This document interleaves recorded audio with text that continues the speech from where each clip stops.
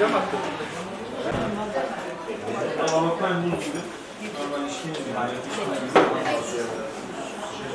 Hakkacı mı?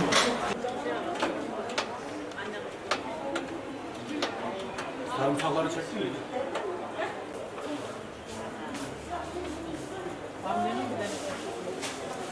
Yeğeni gelirmiş oraya.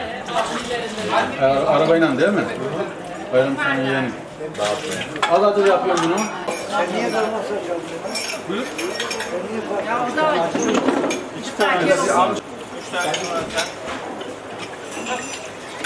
Buyurun efendim. Siz neydi abi? Bir kere bir de paket. Üç tane turşu. 85 çeşit turşu var şu anda. En fazla milletin yani rağbet gördüğü turşu suyu acılı. Bir de kozalak turşusu var. Kozalak da bu astıma iyi geliyor.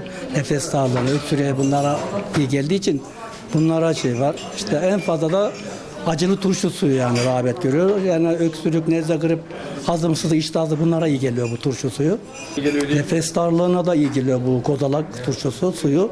Bir de turşu suyu, acılı turşu suyu iyi geliyor Kore'ye yani. Yumurta var, muz var, kozalak var. Bunlar yani rağbet gören en fazla.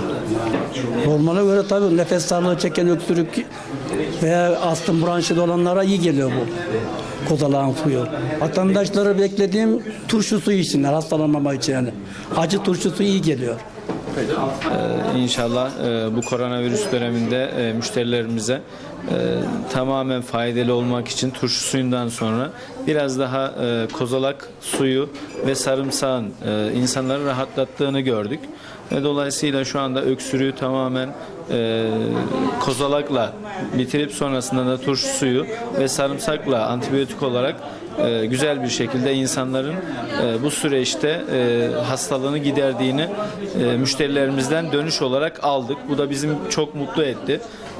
Ve hakikaten müşterilerimizin bizimle beraber böyle şeyleri bizden istemesi bizim daha çok ilerlememizi sağladı.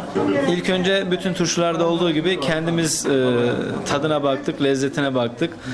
Öksürüğümüz olduğunda, içtiğimizde dolayısıyla bunun kestiğini gördükten sonra müşterilerimize rahatlıkla tavsiye ettik. Yani bütün turşularımızın ilk önce kendimiz tadıp sonra müşterilerimize verdiğimizde daha rahat ve daha güzel sonuçlar aldığımızı gördük.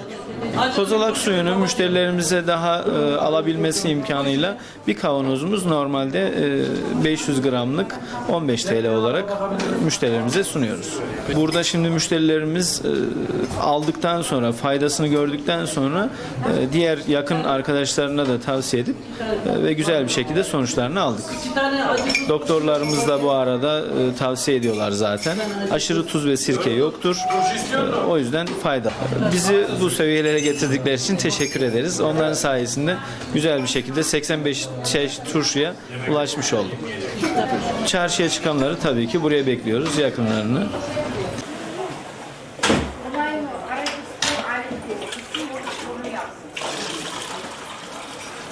Benim olsun. Çok üzülüyorum. Hatta yaptım. Evet.